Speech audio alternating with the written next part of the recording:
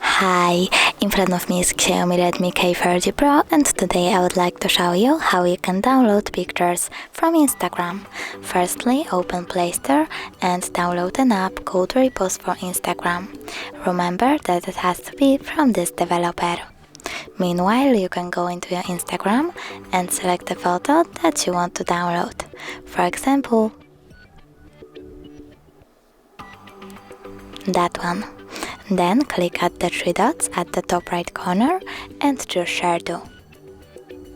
Tap on the Repost app and go back to it.